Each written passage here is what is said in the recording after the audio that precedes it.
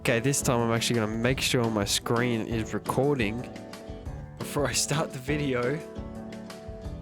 Before I make a full 25-minute video and the screen isn't recording.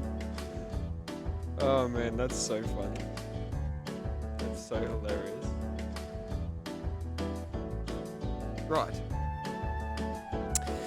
Guys, I know how much you loved my last video. So, we're back with another...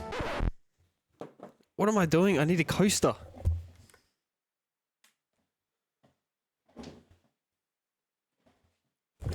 Real Sleep on the Moon fans should use a coaster underneath their mug. We're back with another video, another mix breakdown. Oh, at this time, a different song. This one's called A Freezing Kiss Goodnight. It's actually from Pokemon. It's like there's this old Jinx card that has that on it. Let me just fact check myself real quick.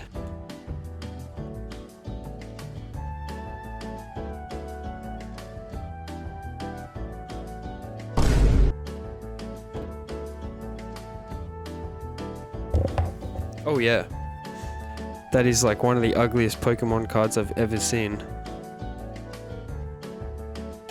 I don't know, something about that move though, it just really spoke to me, so that's just what the song's called, and this is how it sounds.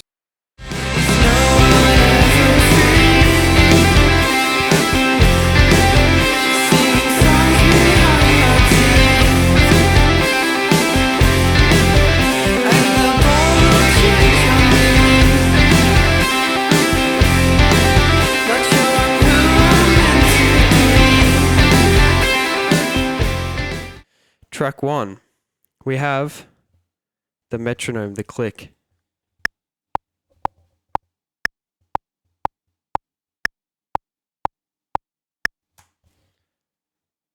Magical. The vocals, these are like the demo ones. I've got them muted. I mean, you can hear the demo ones if you want. Change my life right now. I'd be moving out of town. Might make me lonelier than... That feels like it's inside of my ear canal. If I could change my life right now, I'd be moving out of town. I should specify this one here. These are the real ones. These are the ones that are in the song. And I'm not gonna lie.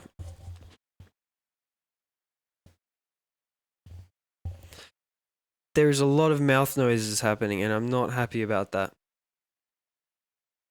In context, it's probably fine when I unsolo it and all the other instruments are in. It's probably less obvious. If I could change my life right now, I'd be moving out of town. Might make me lonely. I can still hear them, but it's not as bad. My vocal chain is the same as it was in the last video, in all the songs. Not all the songs. A lot of the songs, though, you got to do a little bit of copying and pasting because it just saves you hours. So the bones are essentially the same. The Waves tune light. It's the light version. I don't have access to all these buttons. Do I need them? I don't know, because I've never had them, so I don't know. This fixes my notes though. The orange is is what I was singing. The green is what it kind of fixes itself to, and then like it shows which notes it's targeting. I haven't had to do much manual adjustment to this one, but I probably should have. Like, what is... Oh well. Oh well. C4 again on the pop vocal preset with some adjustments.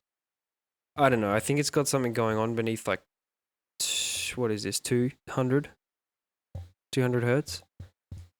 I'm not really worried about what's beneath 200 hertz because I'm like cutting all of that off anyway. Cutting all of that bass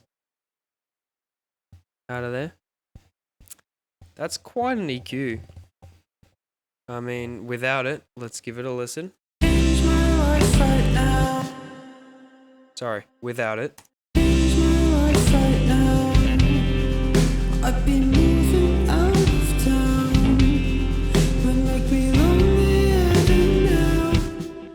And then with it.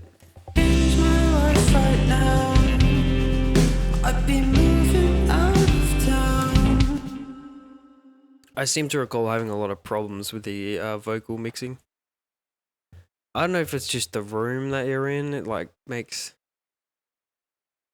I think this dynamic EQ is trying to get rid of some of that weird room kind of resonance that just pops out when you yell too loud and you can just hear yourself in the space. Saturation. Lots of compression. What can I say? We've got these effects as well that are on the vocals. Change my life right now. It sounds quite narrow as well. Like it sounds like a telephone sort of narrow. Got that H delay and oh man. I don't like this plugin because it's good plugin, don't get me wrong. You put it on something though and it defaults to having analog knob at 2. And when the analog knob is at 2, it makes noise. And I don't know why. Put it on 1, no noise. 3, no noise. 4, no noise. 2. And these the little meters start jumping around like... You can even see it here. If I take it off here, it goes off of the master track. The master bus. All that sizzling just disappears. But why does it default to having sizzle, you know? Like, I could choose to add it if I wanted to, but why? Why is default setting extra noise? I don't want that. You can see it there as well because it's being fed into this reverb. That's one of the reverbs. That's another of the reverbs. I'm assuming this one here is short and the one that says long is long. Let's give it a listen.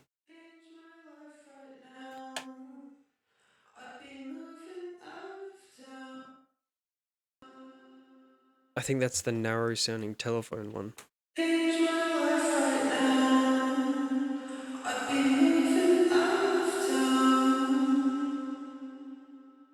And that's the long one. Bit of parallel compression. Go look that up.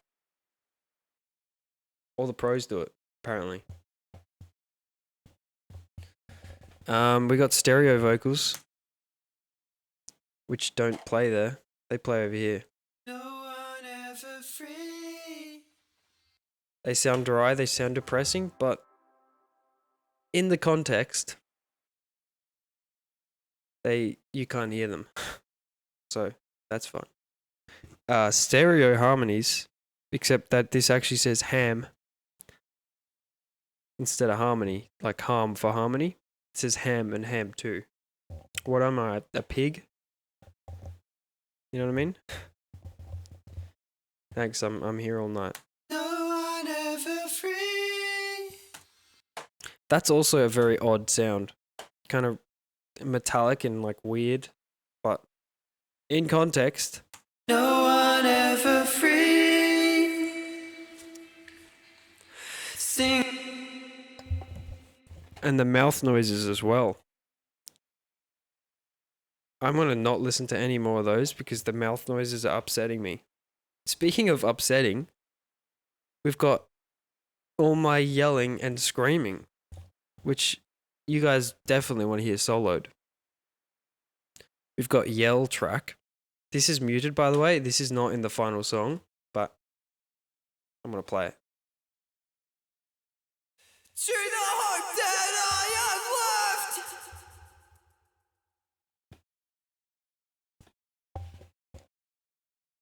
And tell me I'm not dead.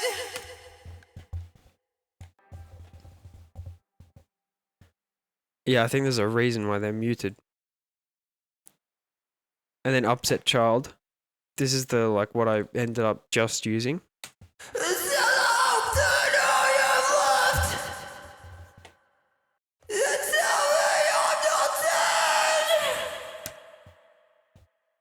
I mean, it's kind of cool. It's got the exact same stuff as the vocals, more or less. There's no tuning because obviously there's no notes that I'm exactly hitting. But there's also this little fluttery reverb on there. I don't know if it's long.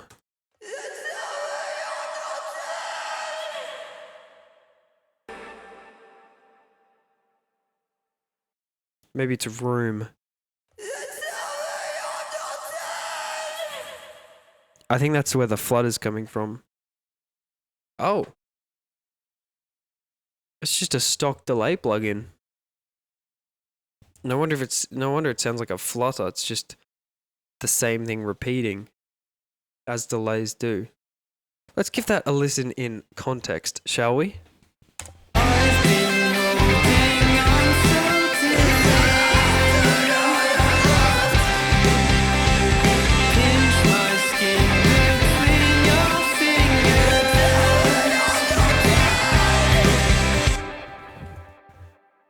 That's actually not bad.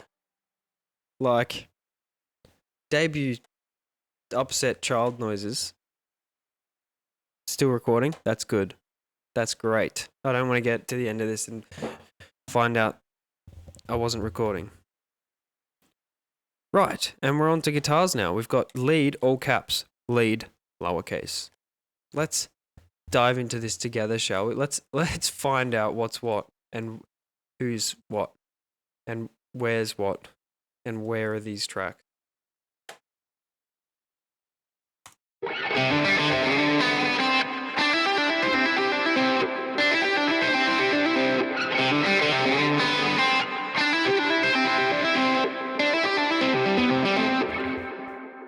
That's obviously the main lead. Pretty cool. It's the Archetype Mateus Sato on the white amp, the high gain amp. There's something of that like 80s shred guitar tone that's just like a little bit of that in there. But the mid-range is still quite nice. It's still got that nice... I don't know how to explain it, but it's just nice.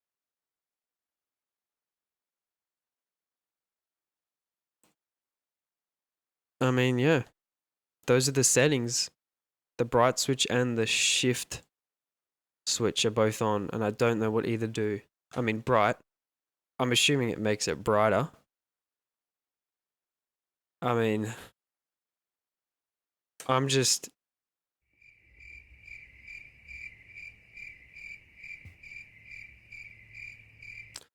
taking out a bit of mid-range. Taking out a bit of presence. Boosting some high stuff. Bit of compression. Bob's your uncle. And then we've got another lead. This is probably Mateus's. Yeah, it's the same thing. No bright switch, no shift switch. Way less top end, way less gain. I think the compressor was on the other amp as well. But yeah, just like low key version of the other one.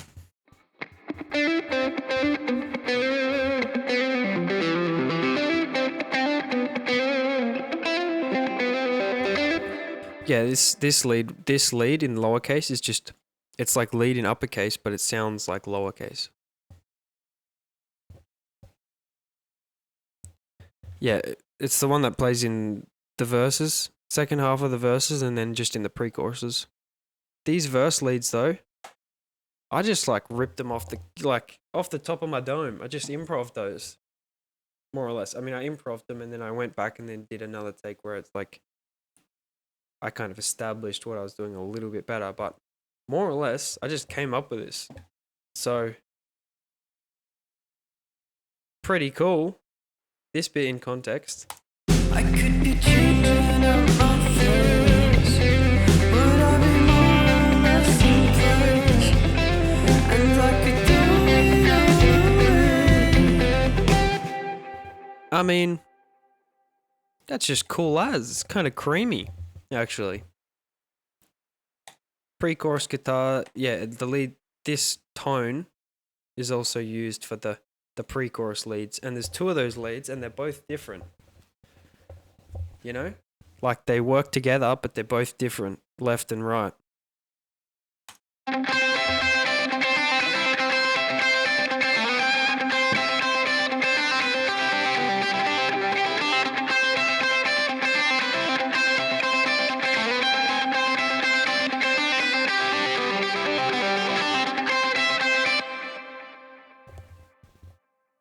Those are pretty cool. I mean, the delays as well, which are, I believe, straight out of this amp.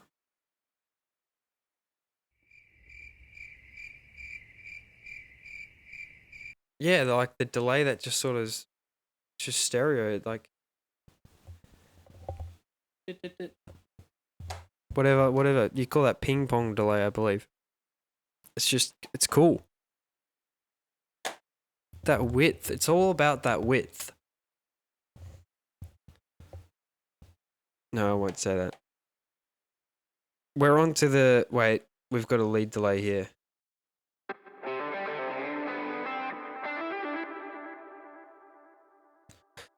Okay, so for the main lead that plays in the chorus, I put this on 2 as well.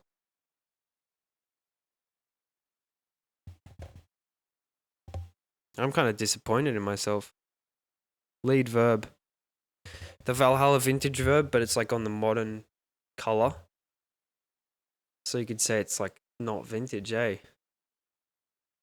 I mean, I'm just going to move on. I just say things sometimes.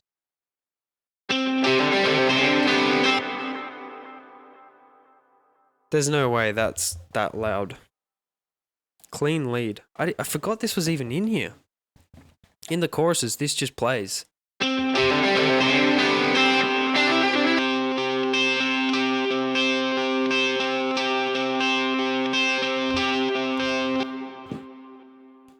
Just to add a little bit of ambience, a little bit of...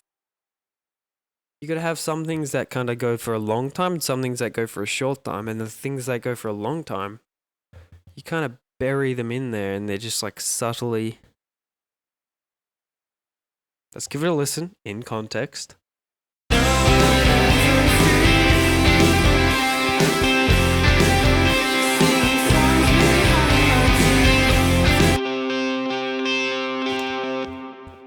I can tell you right now that is very loud. I don't think I'm meant to have that loud. Can someone like replay that and like check the replay for that one? I think I accidentally nudged that back to 0. It was meant to be lower. I think that's what's meant to be about there. It's fine. Clean rhythm. This is for the verses and a little bit for the intro. I'm assuming Mateus Asato on the brown amp. This one's just like less gain, but more character, I would like to say. This is the display in your front door room in your house type amp. Real fans of the show know what I'm talking about, you know what I mean? You know what I mean? I'm still saying it, you know what I mean? Rhythm verb.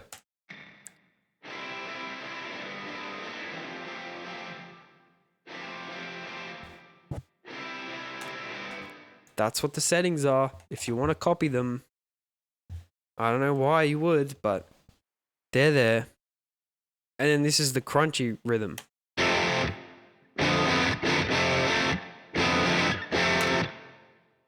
Kind of cool. Tellies sometimes get a little bit of a brittle sound to the high end, but I think it's fine. It works.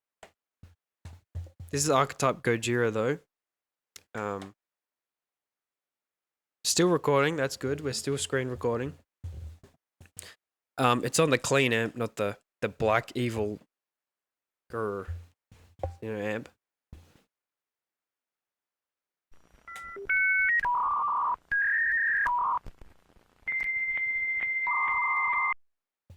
Or like the silver, the middle amp.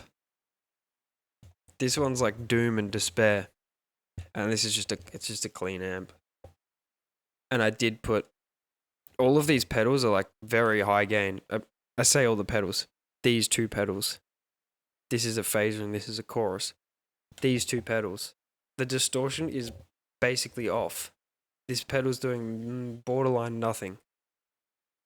I just wanted a little bit of crunch.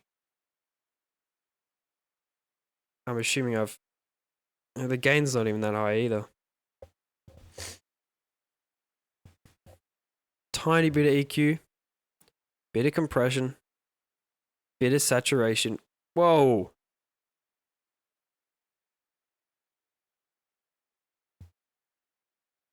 That kind of hurt my feelings. It's fine, we're moving on. Bass. I still don't know what's going on here. Like, I boost all this at 2.5K, and then I'm like cutting it. I mean, it's not quite 2.5K, but it's like, it may as well be. I mean, this is a dynamic, a multi-band compressor. So it's only grabbing some of that frequency out. Like if I play it, you can see the orange ducking when it's turning down.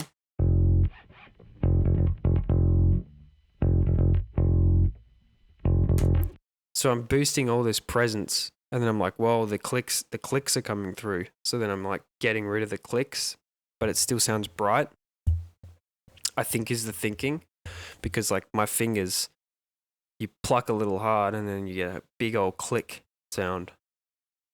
And it's like bad because that jumps out at you. So just trying to get rid of that. Compression. More compression. This one's got a bit of angst to it. Got a bit of bite. Let's give it a listen. Bypassed. Engaged. Okay, I said this one's got a bit of bite. It's like the most subtle of bites possible. Just because of how I've dialed it, I think. And then EQ to get rid of all that rumble. I mean, like the bad rumble, not the good rumble. And then we've got drums. This is the last thing we've got.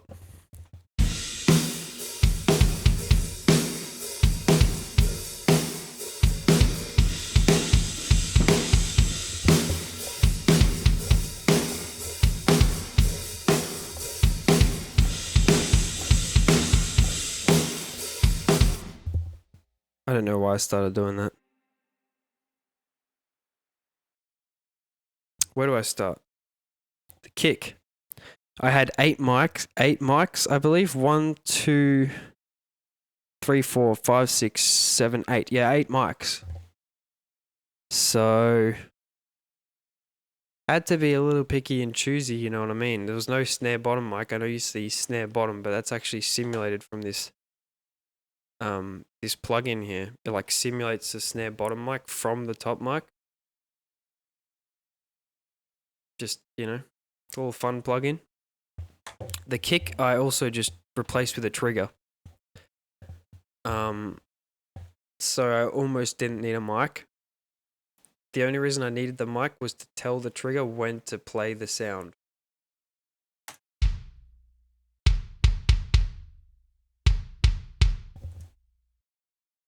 This is the raw sound of kick. This is.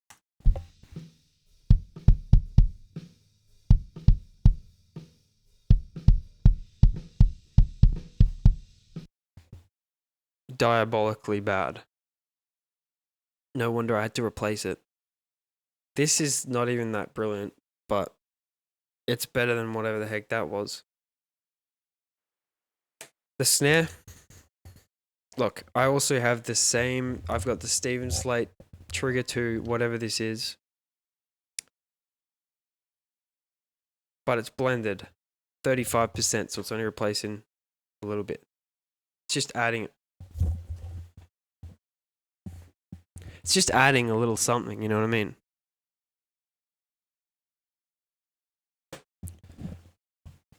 Without overpowering the natural character. Like if I play this with it bypassed, and then I'll bypass it as I'm playing it.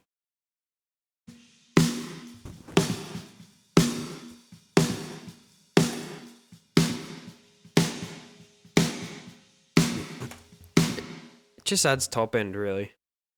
Just adds top end. I also put the C4 on here. The little bump around the fundamental of the snare. I have a feeling it's just because when I was recording it, due to my fabulous drum sound guy skills, I'm assuming for this song, the snare mic was probably like way out over here instead of where it's meant to be. And when it's way out, you get less low end. And so I've just used this to like try and compensate for that. I'm assuming that's what's happened, because I don't think this is on any of the other songs. EQ. I mean, I almost could have just used the EQ to boost this frequency, but I don't know. Makes it more consistent sounding, I guess. And yeah, H comp. Analog switches off. There's no noise happening.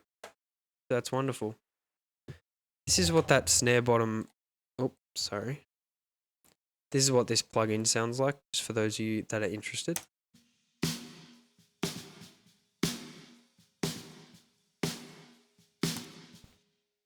Just sounds like a bottom mic, like a bag of sand.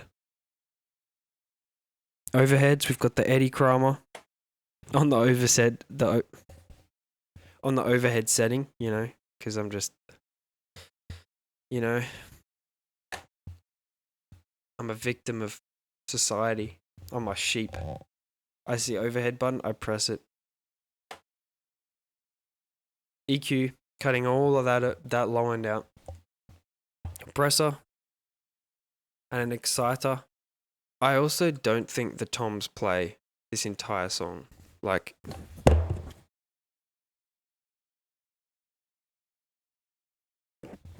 I could have used those mics for something else. And then the hi-hat mic is muted anyway.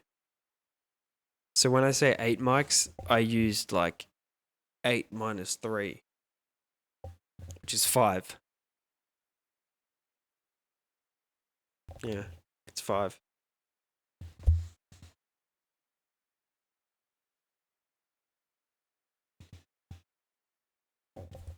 My camera just stopped that. I'm going too long. Yet again. Last track. Track number 55. The Room mic. For the drums.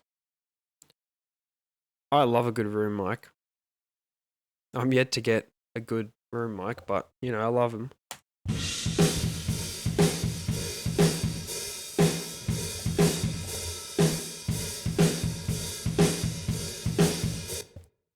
Pretty janky sounding, but kind of cool. Just lots of compression. Bit of EQ. Bit of reverb. The reverb's just it's like 50% mixed, just to try and make it sound a little wider, because it's a single room mic instead of a pair or multiple. And it just sounds a little bit small and mono. So this just helps widen it up.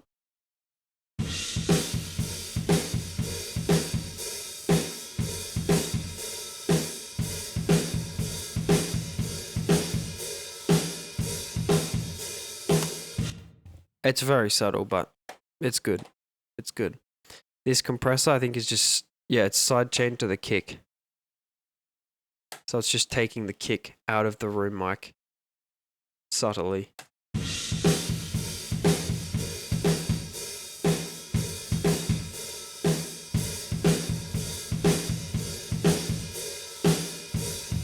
I say subtly, it's not very subtle, but, you know. We've also got parallel compression on the whole thing. A bit of reverb for the cymbals.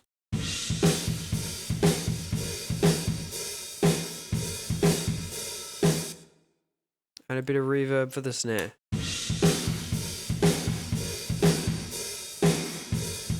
Sorry. I did not realize I just had the room mic. I was wondering why that sounded so weird. The room mic was still soloed. The cymbal reverb.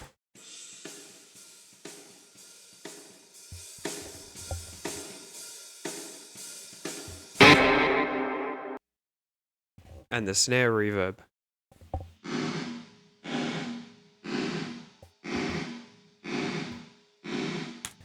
That sounds so odd, but it works. It's fine, it works. And then on the drum output bus master folder type thing, all the drums are going through this. We've got a clipper just to get a little bit of extra volume, and the Black Salt audio. It's just called drum bus, I think. Yeah, drum bus. Pretty good. I don't know. It just puts like a. It's just good. Let me show you without it.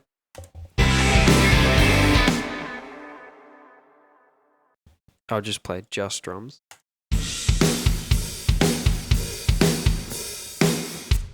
Good. But then with it,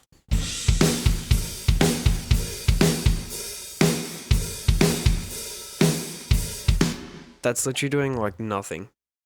But it's great. It's on there. So yeah. And that's all. That's all the tracks that go into my song. That's what the session is.